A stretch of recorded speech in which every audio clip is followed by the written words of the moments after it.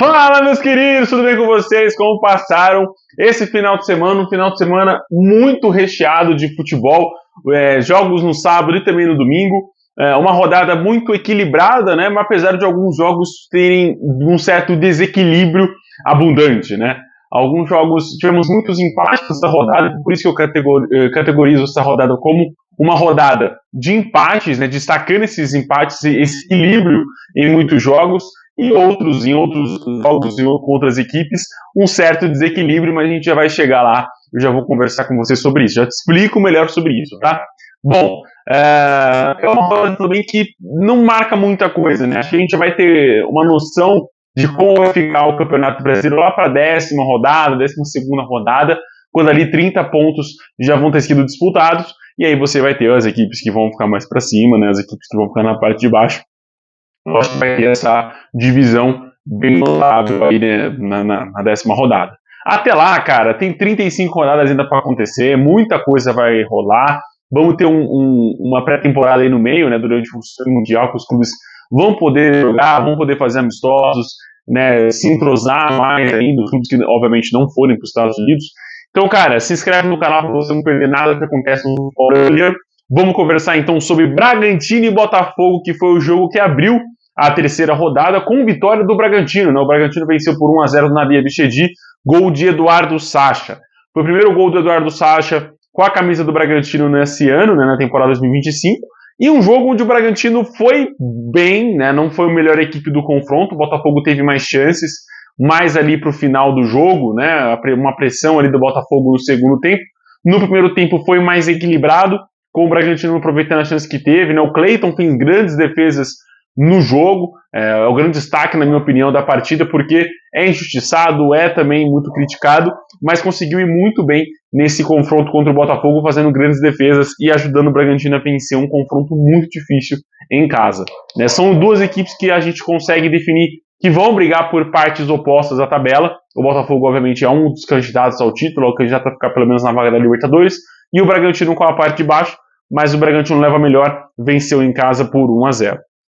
Outro time que joga bem em casa e é chovendo molhado falar dele é o Juventude, que venceu o Ceará por 2-1 no Alfredo Jaconi, né? O Wailon fez o primeiro gol do jogo e um golaço a favor do Ceará, e aí o Juventude conseguiu virar, né? Ainda no primeiro tempo empatou, aos 45, aos 46, com o Luiz Mandaca, e o Matheus Babi fez aos 13 do segundo tempo, aos 23, perdão, do segundo tempo, colocou a virada aí a favor do Juventude na partida. O Juventude dominou o jogo, né? O Ceará teve a única chance no primeiro tempo, com o Wailon fez um belíssimo gol, né? Driblando ali a zaga, conseguiu fazer um belo gol de cavadinha, e aí, a partir disso, só foi Juventude até o final, com ímpeto, com físico, com pressão, e foi recompensado com os 2 gols e essa virada. É muito difícil o Juventude ser derrotado ou perder pontos até pode acontecer, mas ser derrotado vai ser muito difícil. No Alfredo Jaconi, o Juventude vem fazendo uma boa campanha dentro de casa, não à toa, está na 4ª colocação ali, está no G4 do Campeonato Brasileiro por enquanto, vai ter os jogos fora de casa, obviamente, né? Mas no confronto direto, quando a gente pensa em duas equipes que vão brigar pela permanência na Série A, Juventude e Ceará, o Juventude já sai na frente vencendo o seu adversário direto por 2-1. Também no sábado tivemos aí sim, né, o jogo que teve, né, eu acho assim, na minha opinião, a maior discrepância de pressão, de desnível técnico, de desnível de desempenho dos jogadores, que foi o derby entre Palmeiras e Corinthians.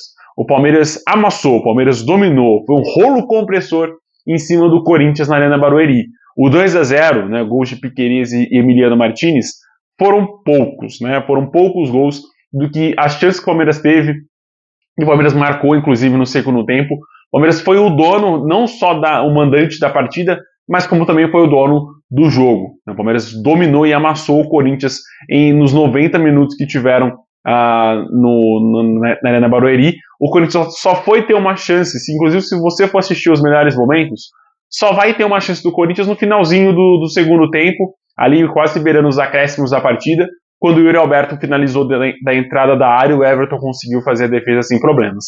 Fora isso, foi Palmeiras do começo ao final do jogo, foi feliz nas finalizações de fora da área, conseguiu fazer os 2 gols, e assim, eu acho muita hipocrisia e falta de inteligência de alguns jornalistas criticarem o Donelli pelos gols que o Palmeiras fez no Corinthians, né? É muito fácil você no seu estúdio com ar-condicionado criticar um goleiro por não ter pego 2 belos chutes dos jogadores do Palmeiras. Então, você criticar, se fosse o Hugo Souza não tomaria o gol, a gente entra naquela mesma bolha de que se fosse o Cássio na Copa de 2018, o De Bruyne não teria feito o gol da Bélgica em cima do Brasil. Então, cara, é chover no molhado, é ser muito de mente pequena para analisar futebol. A gente tem que analisar como um todo. O Palmeiras amassou o Corinthians. Se não fosse os 2 gols, iria fazer os gols no segundo tempo, iria fazer os gols ao longo da partida.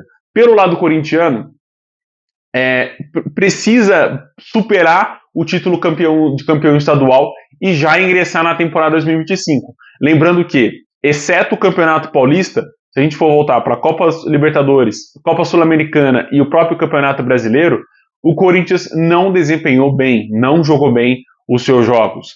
Na Copa Libertadores caiu na pré para o Barcelona de Guayaquil e na Copa Sul-Americana tá mal, né? Perdeu em casa, empatou fora de casa contra a América de Cali. E no Campeonato Brasileiro começou bem, começou vencendo o Vasco, que é um adversário que não vai fazer frente ao Corinthians, obviamente, por conta do treinamento, da qualidade dos jogadores. Então, assim, precisa jogar futebol. E esse jogo contra o Palmeiras, você nota que contra o Palmeiras na final, o grande jogador do Palmeiras, do Corinthians, foi realmente o Hugo Souza e, obviamente, a sua zaga, né, o seu meio de campo. Com o meio de campo baqueado e sem o Hugo Souza, o Corinthians se torna um time comum, uma presa fácil para o Palmeiras, porque Memphis Depay e Yuri Alberto não conseguem resolver jogos desse nível e dessa magnitude sozinhos. Inclusive, e queria dar destaque pro Memphis Depay, que é um jogador assim que some quando o time mais precisa dele, né? É um craque contra Mirassol, contra Novo Horizontino, contra times de menor escalão, mas quando precisa pegar um adversário, um desafio mesmo, de que o time precisa da qualidade que ele tem, do talento que ele tem, ele some dentro de campo e se torna um jogador mimado, como foi, né, a partir do segundo tempo ali, do meio do segundo tempo para frente, ele simplesmente larga a partida. Não entendi porque ele não saiu do time titular, deve ter alguma coisa no contrato dele também. E isso, cara, na minha opinião, causa rupturas ali no time, né, com o time, com o técnico, com a comissão técnica, porque um jogador ele abandona simplesmente a partida no meio do segundo tempo. Isso para mim é um ponto muito negativo desse time do Corinthians e principalmente do Memphis Depay nesse jogo. Mas falado de derby, falei muito já de derby. O Vasco também venceu em casa o Sport por 3-1. Bom jogo do Vasco, tá? Conseguiu dominar o Sport no primeiro tempo fazendo 2 gols. Levou um sustinho ali no comecinho da segunda etapa com um gol contra do Hugo Moura. Detalhe pro Verratti, que fez os 2 gols do Vasco no primeiro tempo. E aí o Ryan fez o gol do Vasco, é o terceiro gol do Vasco no segundo tempo, né? Mais pro finalzinho do jogo. O Sport foi bem no começo da segunda etapa, até mostrou, né, um certo otimismo pro próximo jogo, que vai ser contra o Bragantino na Ilha do Retiro, e aí sim é favorito a vencer esse jogo. Acho que os 3 era normal o Sport não vencer nenhum dos 3 jogos, né, contra São Paulo, Palmeiras e agora o Vasco. Contra o Bragantino já é um adversário mais acessível, o time pode realmente fazer um bom jogo. Se jogar como jogou contra o Palmeiras, por exemplo, na Ilha do Retiro, consegue vencer o Bragantino, acho que sem muitas dificuldades, mas precisa jogar bola, né? E o time tem talento para isso. Essa vitória do Vasco é mais mérito do Vasco do que demérito do Sport. Acho que o Vasco foi sim muito bem, conseguiu criar, conseguiu ter volume de jogo e foi feliz nos 3 gols. E é uma resposta, obviamente, à torcida do Vasco que vaiou o Carille no jogo pela Sul-Americana. No domingo, mais jogos e mais empates, né? Tivemos menos vitórias no domingo, né? A exceção do Flamengo e do Fluminense, a dupla Fla-Flu, que venceu no domingão.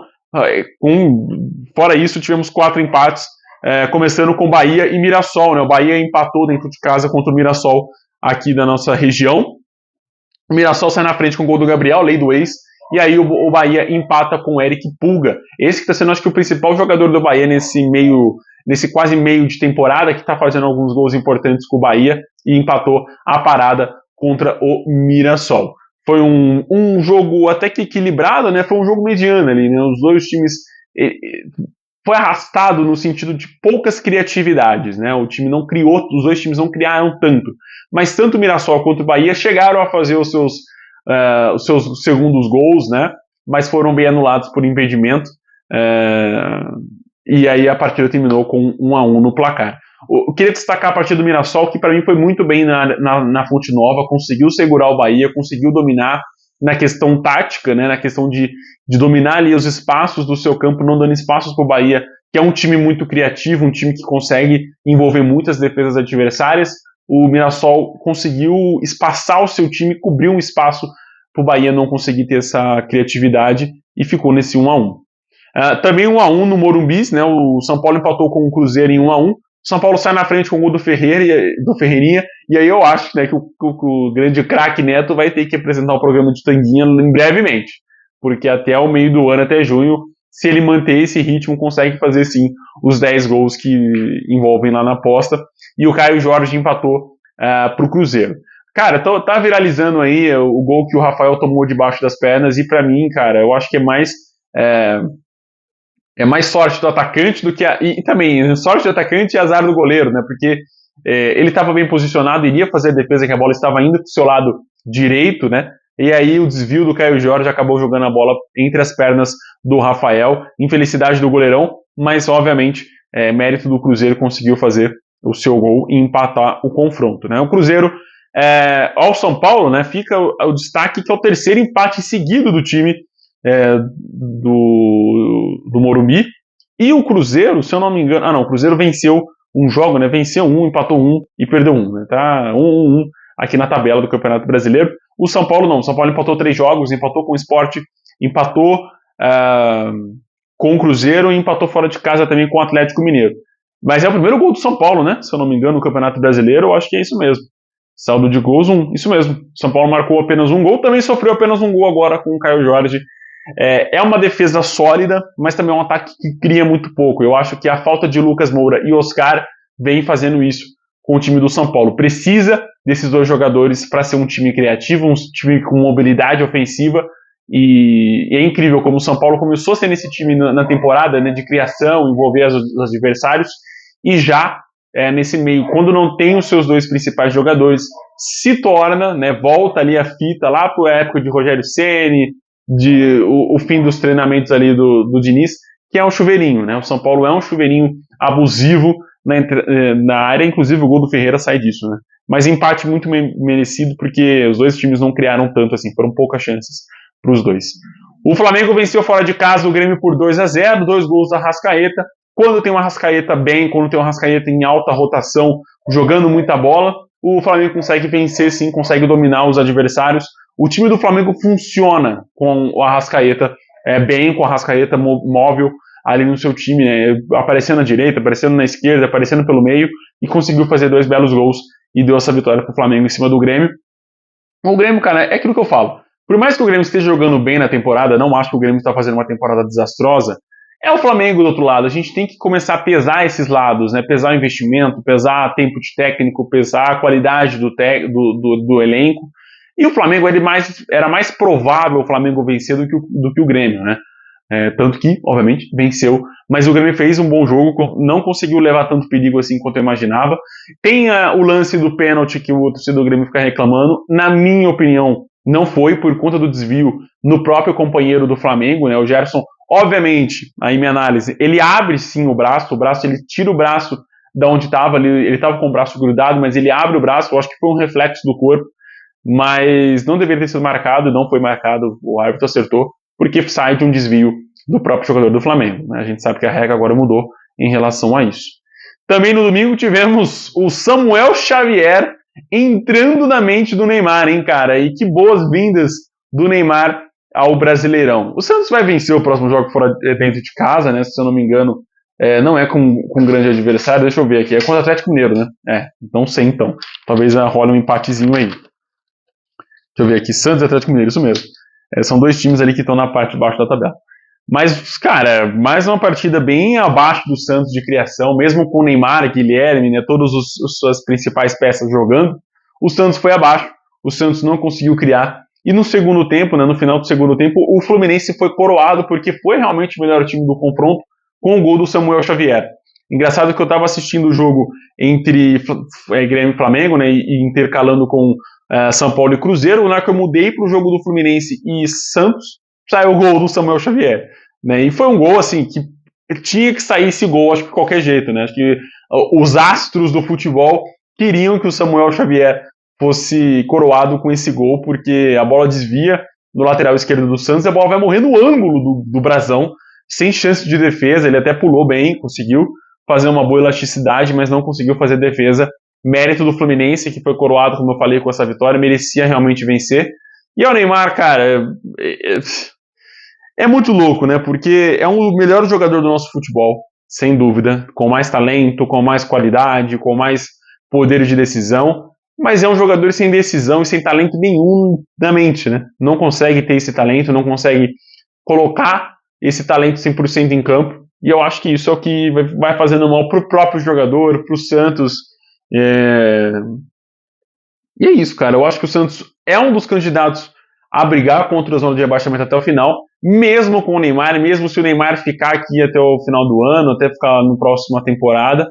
É um Santos muito irregular, né, mesmo com as principais peças e com o principal craque do nosso futebol.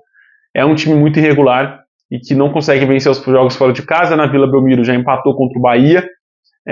Contra o Atlético Mineiro é um time muito mais bem qualificado e treinado. Vamos ver se o Atlético não cair na pressão do Santos, da torcida do Santos na Vila Belmiro, ele vai conseguir, obviamente, pontuar na Vila Belmiro. Eu acho que isso é sem dúvida. Agora vamos saber se vai ser com 1 ponto ou com 3. Mas o Santos não deve vencer o Galo, não, se o Galo jogar certinho, bonitinho, né, como a gente imagina, na Vila Belmiro. O Fortaleza empatou com o Inter em 0-0, numa curiosidade absurda que aconteceu nesse jogo. Né? O Daverson foi responsável pela lesão do Moisés, que tinha feito o gol do Fortaleza. Né? Na comemoração do gol, o Daverson acabou empurrando, dá um tranco ali na questão muscular do Moisés, e ele acabou sentindo a coxa, foi substituído, etc. Mas o gol foi bem anulado, né? Estava assim, realmente impedido, mas enfim, com o êxtase que o Daverson sente quando que o time faz algum gol, a gente se lembra disso, o Palmeiras lembra disso. Mas foi um confronto equilibrado, né? O Inter, faz uma boa temporada, consegue vencer muito, consegue desempenhar muito bem o seu futebol, e o Fortaleza em casa também é uma equipe difícil. Né? Esse 0-0 eu acho que resume muito bem isso. Estou muito curioso para assistir Internacional e Palmeiras nessa quarta-feira, se o Palmeiras vai entrar realmente como entrou contra o Corinthians. Se isso acontecer, será um dos melhores jogos do ano, sem sombra de dúvida. Se o Palmeiras entrar numa rotação menor, aí o Inter tem tudo para controlar o jogo e fazer o resultado como ele bem entender. Mas vai ser um bom jogo, assim como foi Fortaleza e Inter também, um jogo bem equilibrado. Equilibrado também foi o último jogo da rodada, que foi Atlético Mineiro 2, Vitória também 2. Só que esse, dos jogos equilibrados, foi que teve mais emoção, né? Foi um jogo que teve ali os gols todos no segundo tempo, o Atlético empatando no finalzinho, com muito domínio, com muita ímpeto físico do Atlético mesmo no jogo. O Atlético conseguiu empatar, conseguiu buscar um empate.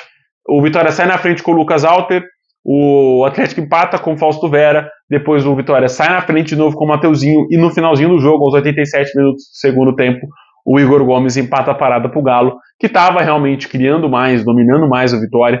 E assim, volto a repetir, eu vou destacar mais o empate por parte do Vitória do que o Atlético ter sido sofrido o empate, ou sofrido para vencer ou pontuar diante do Vitória. Porque é um time que está jogando bem, é um time que, apesar do vice-estadual, apesar de oscilar muito nesse começo do Campeonato Brasileiro, é um time que consegue sim jogar bem, é um time que tem talento, que tem qualidade, só precisa, cara, encontrar o seu caminho. Mas vai ser um time que vai brigar contra a zona de rebaixamento, tá? Eu acho que o Campeonato Brasileiro nesse ano tá muito equilibrado, muitos times estão equilibrados, não à toa os empates que a gente viu nesse final de semana. Mas, cara, é um time que vai brigar pela parte de baixo. O Atlético não acho que vai brigar pela parte de baixo. Eu acho que é só mesmo engatar uma sequência de vitórias aí para o time subir. Porque tem talento, tem qualidade, enfim. Chovendo molhado fala do Atlético, que ainda tem o Cuca como seu principal técnico nessa temporada, né? Se ele ficar até o final, aí o Atlético realmente vai brigar por cima, né? Não por título, eu acho, mas por uma vaga na Libertadores, quem sabe. Bom, cara, é isso, né? Rodada de Brasileirão muito equilibrada. Temos aí o Flamengo e o Palmeiras dominando na liderança, os dois com ambos 7 pontos, de 9 possíveis. Então, assim, estão começando em alto rendimento aí, tanto o Palmeiras como o Flamengo, que ainda não perderam. São os dois, não, perdão, tem o Internacional e o Fortaleza, e o São Paulo lá embaixo também, que não perdeu. Bahia e São Paulo, né, que são os times que ainda não perderam no Brasileirão. São os times que não estão 100%, porque ninguém venceu os 3 jogos, mas que estão invictos ainda nesse Campeonato Brasileiro. Bom, é isso, meus queridos. Falando que quem não perdeu vai ter o confronto no Internacional e Palmeiras nesse meio de semana. Vamos ver quem que vai permanecer com a invencibilidade ou vai perder já nesse meio de semana. Vamos ter jogos interessantes, tá? Então não perde aí na sexta-feira o vídeo de análise da 4ª rodada do Campeonato Brasileiro. E assim, vamos cobrindo o melhor futebol do mundo, o melhor campeonato do mundo, que é esse Campeonato Brasileiro de meu Deus. Inclusive o campeonato esse que o Flamengo já destacou que vai ser, né, o seu grande foco em 2025. É isso, meus queridos. Forte abraço, com Deus. Até o próximo vídeo. Tchau, tchau.